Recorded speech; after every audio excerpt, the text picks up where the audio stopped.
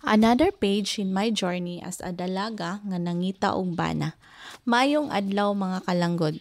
Tara, ubani ko ninyo samtang maghulat ko sa kong forever cherries. Ani ako karon sa mong payag, naghaling ko diri mga kalanggod kaya akong mama og tatay lagi nangamuti, nangalot og kamuti. So nangayo sila snacks kay gigutom na daw sila. So gahaling ko diri dali-dali while gahulat sa kamuti. Ako sa Ninggi Silhigag dali-dali kay nana lagi gabok in town ani for February 14. So naghunay-hinay ng taong kog limpyo ani. So naabot namang kamuti ako na ni siyang gikwaan og lapok. May numdum ko kaniadto mga kalanggod na itaw gaingon sa kuha nga. Once nga professional na daw ka, di na ka muhikap sa lapok kay ma-degraded na ka. Dili mga kalanggod ha.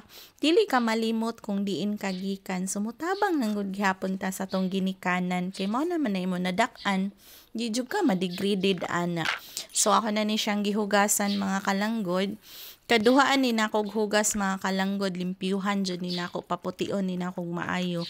Ako ni siyang tagsa-tagsaon og hugas. Kay aron matangtang jud ang mga lakpok sama sa pagtangtang sa mga kagahapon nato mga kalanggod. Inana sad paghugas ang kamuti. So kaduhaan jud ni nako. Gitawag nako sa akong mama ana nga puti na kay na diha day sakto na. So ko okay ra na ma nga muputi ang kamuti kaysa hugaw kaunon. So mo na ni ako na jung gipaspasan mga kalanggod. So kani nga time nakasa pa jud ko ani agkoy. Ako na ning gisabuan mga kalanggod. Gamay ra imo isabaw anang kamuti kay malata na siya diyan na ako nang gitak-ang nya. Minutes lang ni siya mga kalanggod, maluto na ni siya. Dara nang liki na tong kamuti og luto na. So luto na, maglingkod-lingkod ta sa tong duyan, maglantaw ta kung muagi basi forever.